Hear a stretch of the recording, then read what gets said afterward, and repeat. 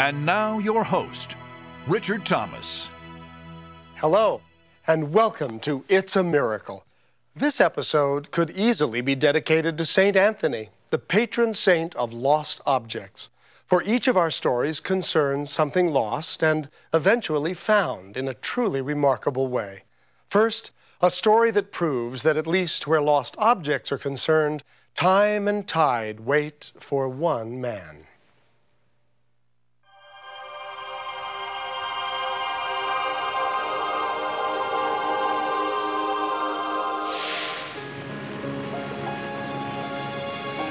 There's nothing like long summers on a beautiful lake to fill a lifetime with precious memories. For Greg Canders, Lake Lucerne near Bangor, Maine is just such a place. It is such a unique, changing lake all the time. You can go to many different areas of this lake and turn a corner and it looks totally different than the spot that you were just in. So there's always a surprise around the next corner or in the next cove. But the surprises aren't limited to just the surface of the lake. As soon as you get underwater, it becomes an entirely different environment. It becomes very quiet, becomes very peaceful. Greg's love of diving allows him to indulge in his passion for treasure hunting. I enjoy finding items that people have lost because it's so rewarding to find something that means something very special to someone and to be able to give it back to them. It's a wonderful pastime. One that he enjoys sharing with other people. And in the summer of 2000, Greg took his treasures for the first time to the home of Mary Dresser, a long-time lake resident. Hi, Mary. How are you today? Fine. How are you? Look, I said the other day I'd stop by and show you some of the things I found when I've been diving in the lake. Is this a good time to take a look? Oh, wonderful. Yeah, I'd love to see them. Oh, great. I enjoyed talking about the lake, hearing some of the history from somebody who had actually been here in some of the early days of this lake. Any memories? And Mary Dresser had a lifetime of stories that revolved around Lake Lucerne. My father was first there around 1915. There was no road around there like there is now. We had to go by boat to get to both of the camps. We came down for the summer. We never went back to the city. Once we get down for the summer, we stayed right there. I always said that's the best legacy my father could have left to me, was this lake, because I loved it. Every summer throughout her childhood, Mary would look forward to the arrival of her best friend, Barbara. Barbara was special to me because we had so much in common.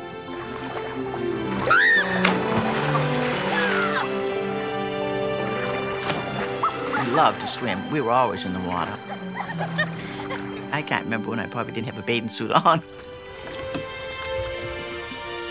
We spent a lot of time on the islands, a lot of nights on the islands, sleeping out over there. We'd build a fire and cook a supper. It was a pretty simple life, really. We had to think up things to do. We made fun out of everything we did. My name is Kai-yi, yippee-yi, yippee-yi, Kai-yi, humbleberry, wally-wally whiskey, Chinese chopsticks, chow mein. I just look forward to seeing Barbara coming, you know, every summer. And what she looked forward to most was the long afternoons they spent together fishing. The others didn't care too much about fishing, but we did, so we was always trying to find a boat so we could go fishing. We'd just stay out there for hours, trying to catch a bass, a big one. Mary's memories of fishing with Barbara rekindled another story from the past. I'd like to tell you a little story about something I know that was lost in the lake years ago. Great. A friend of mine. It started on a summer day in 1932 when Barbara's Aunt Dorothea entrusted her with a precious keepsake. Whatever are you doing, young lady? We're going fishing. Make sure you don't soil your pretty outfit. I won't. Well, wait. Here. Take my watch and make sure you're back on time. I will be. Remember, we went off her beach. We was probably using her boat that day. And we went out on this Herd Point because there were big bass out there. We wanted to get a big one. We didn't want any of these little ones anymore. So, of course, the water's so clear in this lake, you can look down to the bottom anywhere, a long ways down, and see them. We could see them down there swimming around and trying to get them to bite our worms.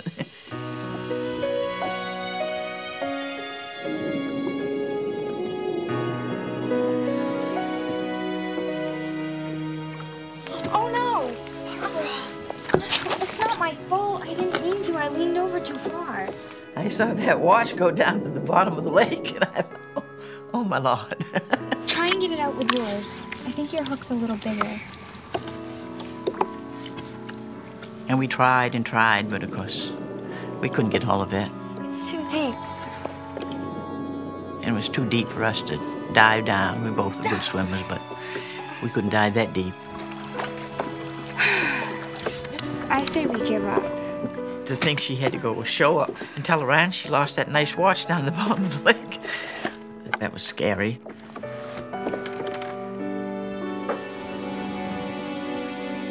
So I guess I'll see you tomorrow. So, bye. Barbara, wherever have you been? We need to get going. We were scared to go ashore at the time. Oh, I bet you were. Lost that watch. Oh. I was afraid for her. I didn't have to face her, but she... When Mary finished telling the story of the long-lost wristwatch, Greg began to wonder if it might still be down there. Mary, do you suppose you could remember pretty close to where you were when this happened? Yes, I think I do. I can tell exactly where it was. I was really excited to think that there was something out there like that meant so much to somebody, that if I could find something like that, it would be like passing them an entire box of memories and saying, here, open it up. A few days later, Greg took his boat and his metal detector to the rocky edge of Herd Point to try his luck.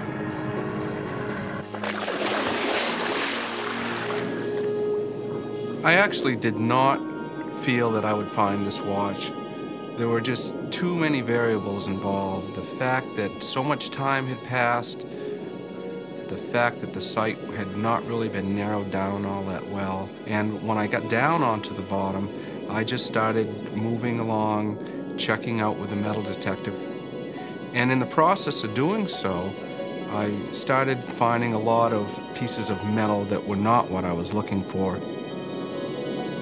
And at that point was kind of discouraged and thought, well, this is just another lost cause. It's just another one of the items I've gone to look for that I didn't have correct information, and it never would be found. And so I thought, well, I'll swim back to the boat, but I figured I'd drop down to the bottom and swim in that direction anyway and check as I went back towards the boat.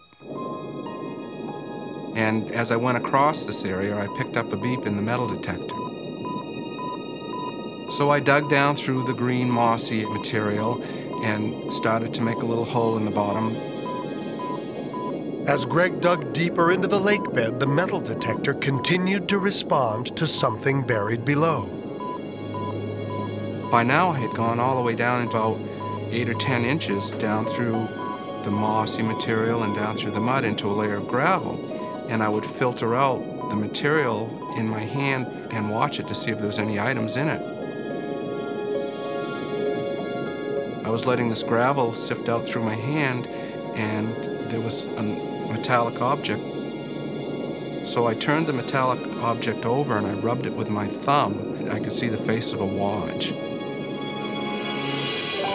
And I knew that this was what I had been looking for. I was holding a watch in my hand that had been on the bottom of the lake for 68 years. The last person to touch that watch was Mary Dresser's best friend, Barbara. And I was the first person to touch that watch since that entire time. And it just made me feel incredible that I had located it. Greg decided that before he showed the watch to Mary, he would take the time to clean it. You could still read the time on it. You could read the manufacturer. You could see the second hand. and it was still in very good shape. But was it Aunt Dorothea's watch? That question would be answered by a jeweler in Bangor, Maine. The gentleman at the watch repair shop asked me to tell him how the strap was attached. When I told him, and he said that dates the watch in the 1920s or early 30s, which gave me pretty much concrete proof that this had to be Mary Dress's best friend Barbara's watch. Take a look at what I found.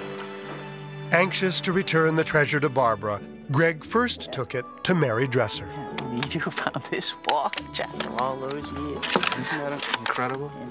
Unbelievable. It was just a wonderful experience to see the reaction from her and to realize through her eyes just how much it meant to her. She'll be amazed. I can't believe you found this watch. Oh, I think it's amazing. Yeah. Never in my wildest dreams did I ever think anybody ever find that watch.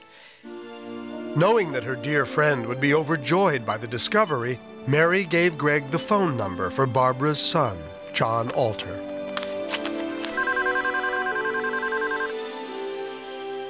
Hello?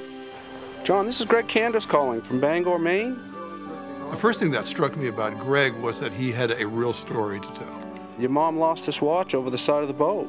I thought that I knew every story from my mother's past, and she had never mentioned this watch.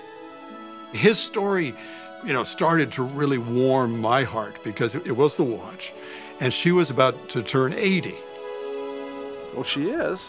His mother's birthday was coming up the following month, and I thought, oh, what a tremendous surprise this would be if I packaged it up as a birthday present to her. On December 17th, 2000, Barbara Alter found herself surrounded by family and friends gathered to celebrate her 80th birthday. Little did Barbara know that she was about to receive the surprise of a lifetime.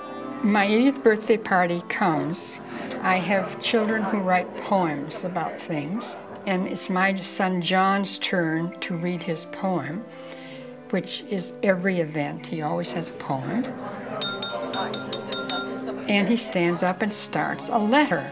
Dear Mrs. Alter, my name is Greg Canders, and I live in Bangor, Maine. And though we have never met, I think, well, an address up in Maine, and dear Mrs. Alter, and I think, how a strange way to get at what he wants to say about his mother. The story begins 68 years ago in a beautiful cove near Herd Brook. Luckily, another young lady the same age, named Mary Lunt, lived in the only other cottage in your cove. By the second paragraph, all of a sudden it dawns on me this is a real letter from someone I don't know, and I'm just absolutely flabbergasted. One day, when you were 12 years old, you had made plans to head off in your rowboat. Your Aunt Dorothea was staying with you, and she gave you her wristwatch so that you would be home by a certain time. What a great day it must have been. Two young girls off for another summer adventure on the lake. The last stop was Herd Point. It was fun to lean over the side of the boat and look down into the crystal clear water and see the large bass swimming way down by the bottom. Everything was going well until somehow your Aunt Dorothea's watch came out of your pocket, went over the side of the boat, and sunk to the bottom of the lake. I cannot imagine how terrible you must have felt as a 12-year-old girl on your way back to your cottage to tell your aunt that you had lost her watch. How scared and disappointed you must have been. 68 crisp, colorful autumns went past. 68 long, cold, icy Maine winters froze the lake.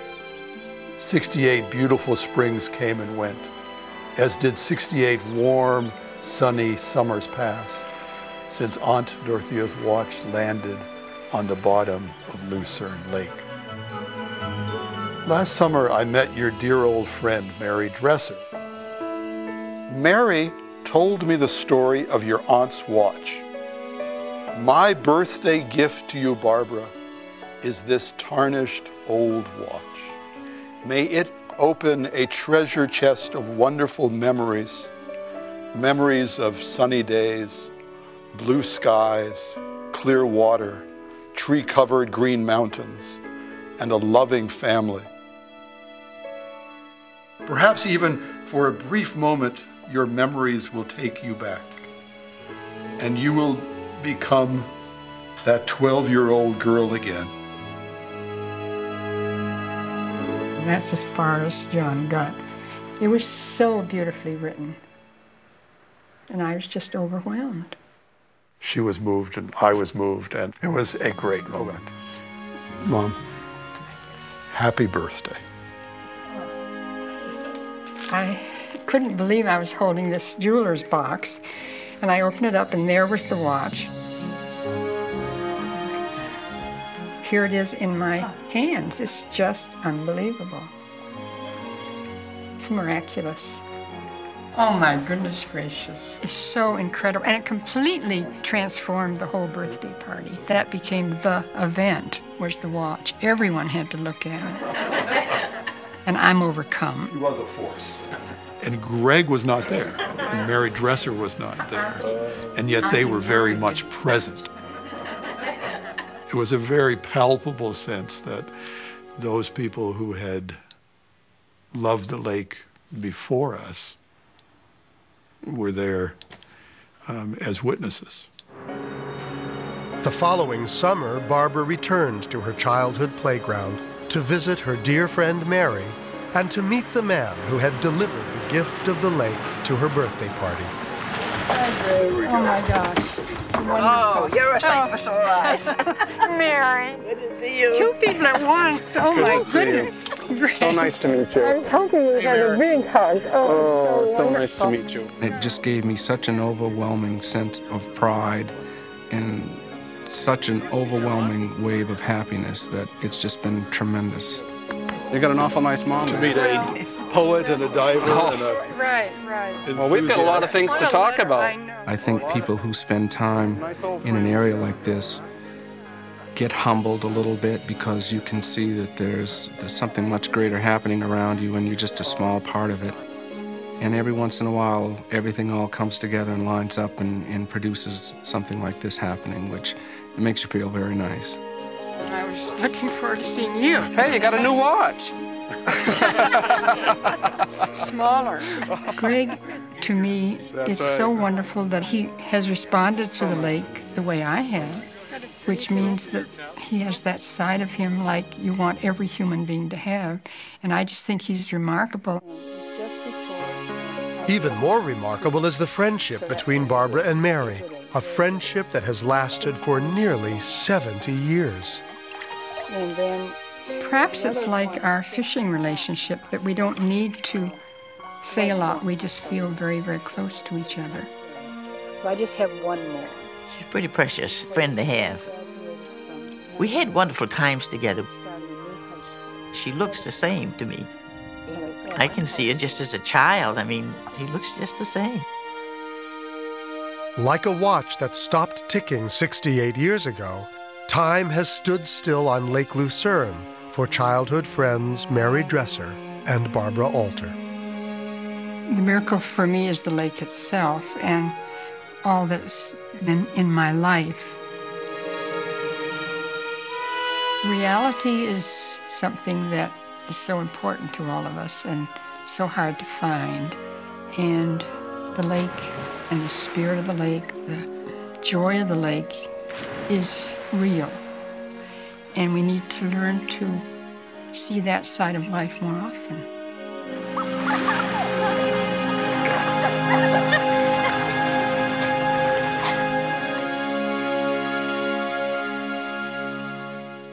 I don't know about you, but I feel like packing my bags and moving to Maine. What beautiful scenery and friendly people. Well, we wanted to catch up with everyone involved in this story, and so Greg, Barbara, and Mary join us now from Lake Lucerne. Hello, everyone. Hi, Richard. First of all, Greg, news travels pretty fast around a small lake. Has anyone else asked you to hunt for lost treasures? I've had one request to look for another lost watch, and I suspect that after this is aired, there may be a few more requests coming in. I think it's going to be interesting to see if I do hear from any other people. One of the things that I've really enjoyed about this whole episode is that I'm sure as a young lady that Barbara had a lot of guilt about losing her aunt's watch, and this finally gives her a little bit of closure to that whole event. Correct. Well, speaking of Aunt Dorothea, what do you think she would say about all this? They must be laughing up in heaven. I'm sure she's very happy that such a good end came to that story. And what about the watch? I keep in the left-hand outside corner of my coffee table with the lid up, because I like to look at it. I try to keep it dusted, and there it is. Mary, you and Barbara have had an incredibly long friendship. How has this incident affected your relationship? Well, it's made us be even closer, I That's think. right, that's right. Always glad to see each other every can summer. hardly wait every summer. Well, I want to thank you for taking the time to share your story with us. And I want to wish you many more lovely summers together on the lake. Thank you very much. Thank you. We're very happy right now.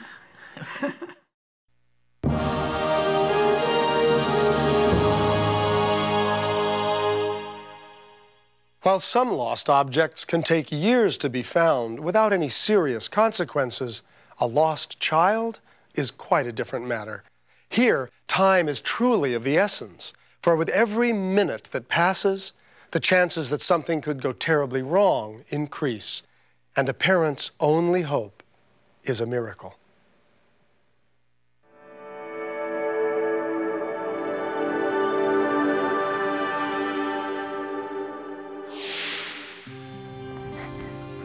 The morning of December 11th, 1996 began like any other for Tina Key and her 5-year-old daughter, Brittany.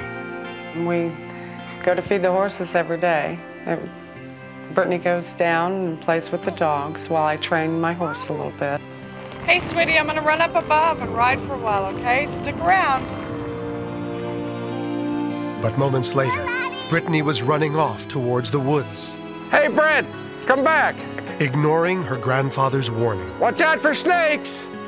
And of course, she doesn't pay much attention to me lots of times. She just kept her going. I didn't have any concern at that time. She had done this before, and she usually would wander around a little bit, then she'd come back after a short time. But she didn't come back this time.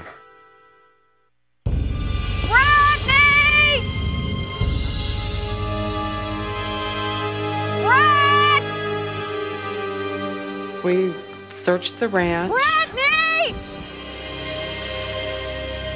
We walked around for probably 30, 45 minutes looking and couldn't find her anywhere. Dad, what if she's fallen in the creek? We've got to go call the police. The Bexar County Sheriff's Department and the Heidi Search Center for Missing Children responded to the call. Lieutenant Bill White was one of the officers in charge of the search efforts. Hi, y'all the family? I'm Lieutenant White. Hello. Lieutenant, thank you. Okay, why don't y'all come over here and sit down so we can get some information from you. And don't worry, we're gonna find her. At any time that a person is reported missing, we start a search right away, and then especially when it's a small child and a small female, because of cases in the past, you know, we as parents and police officers get a little bit more concerned when it is a young female. Over 30 volunteers and law enforcement agents began scouring the area for the missing child. Brittany! But after 6 hours, there was still no sign of young Brittany. We were starting to get really concerned about not only the possibility of somebody abducting her out there, but the environment, the weather, exposure, the water. You find anything over there? Brittany! We were not thinking too many good things at that point. It's the worst feeling I couldn't even describe. My heart, it was so awful. Several miles away, Ruben Tijerina was heading to his home in the country outside San Antonio, Texas. I had just put in a 12-hour shift and kind of excited to get home already after a long day. As I was going on to the ramp to 281, out of the corner of my eye, I just saw something. As I looked back, I noticed a little girl on the side of the highway. And I thought, well, maybe her parents were around there, car was broke down or whatever. And that was it. I didn't think much of it. You know, I just continued going home. As night began to fall, the search intensified. The chances of finding Brittany were growing slim. And if she wasn't found, there was little hope that she would survive the freezing temperatures. Worse still, by the time he arrived home, Ruben had all but forgotten the little girl as his attention shifted to his own daughters and his wife, Valerie. When he came home, we just talked about his day at work, and we had dinner. The children were getting ready to go to bed. Ruben took a moment to relax, and it couldn't have been more perfect timing. The news came on, and the first thing that came out was that a little girl was missing from South Bexar County. And I realized that there was a little girl that I probably had seen on the highway. Is that some news? Yeah, it's this little girl that's on the news. I just saw her. That little girl on the screen right there? Yeah. I just saw her right there on the 37 and 410, on 630. The look he had on his face, I knew something was terribly wrong. Are you okay? He was just really shocked that he had seen her, and he didn't do anything about it at the time, not knowing she was lost. My wife asked me if I wanted her to call the sheriff department. I said yes, because I was so nervous. I couldn't dial the numbers or much less hold the phone. Yes, she headlined on the 10 o'clock news. Valerie's call was one of many received by the Bexar County Sheriff's Department regarding the missing child. I'll tell you where my husband spotted her. He saw her at the location of 410 and 37 South. Yes, the Sheriff's Department told me that they had it under control and she would be found and there was nothing we can do about it, but thanks for reporting it. You think she's still there? Would you like to go look for her? I asked him if he wanted to go and look for her because I can see the concern on his face. I can see the helplessness that he felt. I believe God was talking to me in a sense to where I knew that it was me that he was looking at to go find this little girl. Well, let me go get the girls out of bed. Okay. By now, the search for little Brittany had grown from 30 people to hundreds of volunteers. As part of the search effort, the police had set up a checkpoint on the highway near the ranch. Ruben and his family passed through it on their way to look for the missing girl. Hi. Hi. Are y'all looking for that little girl? Yes, we are, sir. Well, we have everything under control. Everybody's looking. Okay, well, I saw her about 5 miles up the road. It wasn't really here where I saw her. Okay, well, we've got people looking for her on foot, and we've got helicopters, so I think we're pretty much covered. Appreciate it if you just move on. Thank you. Thank you. As we left the scene, I could still see the discouragement in my husband, and I felt discouraged also because they weren't taking the lead on what we were giving him. And I said, you know, by the grace of God, I'm going to go find this little girl. For some reason, he wants me to go find her. So we went back to where I had seen her earlier that evening. We were nervous. We were scared for the little girl because she wasn't there where I had seen her last. I said, she's moved on. See that? No. We could have easily given up, but I guess by the grace of God, he said, look under the bridge. Why don't you shine the light under the bridge? Is that her? My God, I don't know.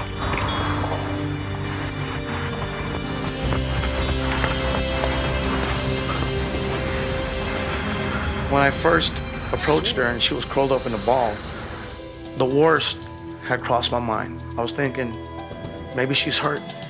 Maybe somebody hurt her. And I looked around, maybe somebody was still there. But she opened her eyes and she looked at me and she told me hi. Is she okay? Come on, come with me. Oh. I was so happy at that moment for that feeling that she's safe in my arms. That this was like my little girl. I've got you, sweetie. Come on, I've got you. At the moment that I saw my husband coming down the embankment with Brittany, I was just overwhelmed with joy. Okay. First thing that came to my mind was, thank you, God, for guiding me to where she was at. We found the missing girl. Valerie immediately called the sheriff's department on her cell phone. As a mother, I was relieved that some other mother is going to be happy that her daughter was found unharmed. Within minutes, the police arrived at the scene with Brittany's parents.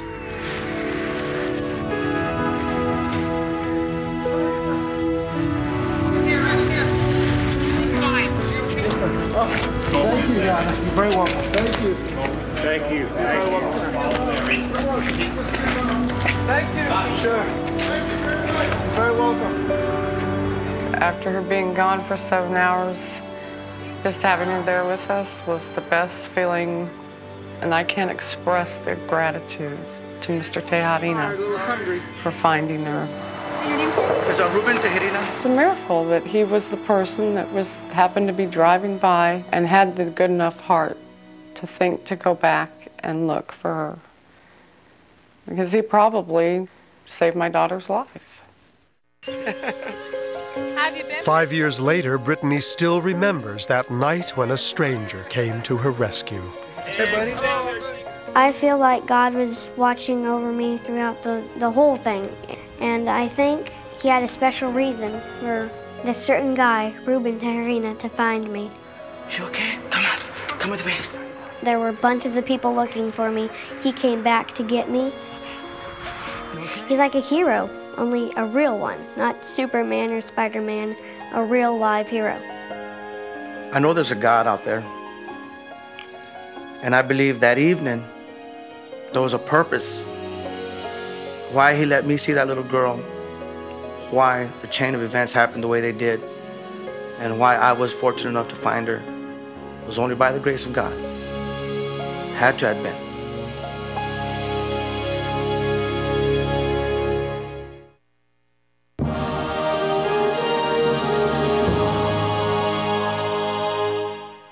Imagine that you're about to lose everything you hold dear. Your home, your possessions, all the memories of a lifetime.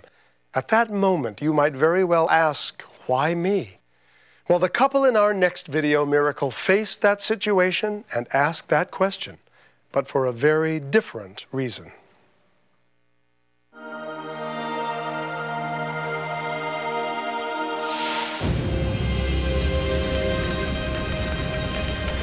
Severe drought conditions coupled with high winds left the residents of Malibu, California fighting against a raging inferno. The Santa Ana winds creating all those problems. We have a big brush fire burning. This friend of mine called. She said, "Are you okay?" And I said, "What do you mean, are you okay? Am I okay?" "Sure, I'm fine." She said, "Well, you know there's a fire?" And I looked up and I could not believe the smoke. I called Ted and said, "There's a fire." So I jumped in my car and raced home. I got onto the Coast Highway. It was a chaos, absolute chaos. People were frantic, and they would go in the center divider, and then they were in the other lane of the traffic, and then they were in all lanes of traffic, blocking the fire engines from getting through. I got up to the line, and they said, "I'm sorry, we're not letting anybody else in at all." So I went back and parked my car and said, what am I going to do? I walked along the beach, 1.5 miles, and then darted up the hill. It looked like Mount St. Helens erupting to me. I was very relieved when Ted got home. There's our house. Hopefully we'll see it again. The fire is very close. First I got my car keys because from the Laguna fire I'd heard of people that couldn't find their car keys. Before I packed my car, and I pulled out our video camera, and then I got the idea, I'm going to make a record of what we are leaving behind. Our beautiful living room, new floors, granite tile in the kitchen. Dad, stop it. Can we get the girls little books from there? And I thought, this is great, Ted. I've been packing the car for 4 hours, and you get home and you're going to start filming things. Lots of stuff I can't bring. How do you decide in an hour what of a lifetime you want to take out of your house? And then you can't do it. And then I got really upset because I couldn't find the girls' baby books. Hope we see it again. Lots of nice memories. Our daughters' rooms were the hardest. We have twin daughters. They're now in college. And There are a lot of mementos in there. All of our lifetime. We have Whitney. Where's Whitney? There. Hi, Whitney. Whitney had her little head right up to the back of the window, and she was just crunched in the car. We had so much stuff in there. You're in the car, and you know that you're going, so that's good. Meanwhile, the wind had shifted direction. The fire was now heading directly for their home. That's my wife. Okay. The police were there saying, leave now, leave now. Oh, we're ready to roll. You're thinking about your history, 19 years in one place that may be gone. This firestorm comes through. Get out now. We just sort of kissed the house goodbye. That was hard. What? Where are we going? We stood in the driveway. We said, where do we go? Go get him! Go get him! The answer was simple. Anywhere but here. Luckily, they left the area just in time. That night, I just beat myself up thinking of all the things that I'd left. We saw that all the houses on the ridge were gone. I called my daughter and I said, Susan, things really didn't look good. We were okay, and the dog was okay. They spent the next day and night praying that somehow their home would be spared. Woke up the next morning and we said, we're going to get in. I got to PCH and they were not letting anybody in. I said, I'm going through here. I'm going down to see if my home is there. The guy finally said, I'm not going to stand here and argue with you. You can just go on, you can argue with the next guy. I'm tired of arguing with you people from Malibu. Go ahead. Wow. I'd never seen anything like it. It looked like a war zone. Power lines down. The power lines are all down. You got up here and you just realized that it was worse than it looked on television. Look at these. Now, I think Robert's house is gone here. Yep. Yep. We were getting more and more afraid that it really was true, that we had lost our house. Around the corner, let's see. We can see. Okay. Slow down. Burned our neighbor's houses. My God, look at these. It looks good. It's there. It's there. Oh no, amazing, amazing. Oh God, they saved our house. We just sat there in the car and just said, my God, it's still here. I can't believe it. Come on, Whitney, let's go. Yeah, you're so happy. We were ecstatic that our home was still here, but the hurt of looking up and seeing all these people who'd lost their homes. And why? Why was my home here and their home was not? Craziest thing. See, nothing there. I think we're lucky. I think we're really lucky. Flames just roared down here and took everything out. Everything. God, be it a he or a she, was certainly there for us. You know that Mother Nature does have the final say.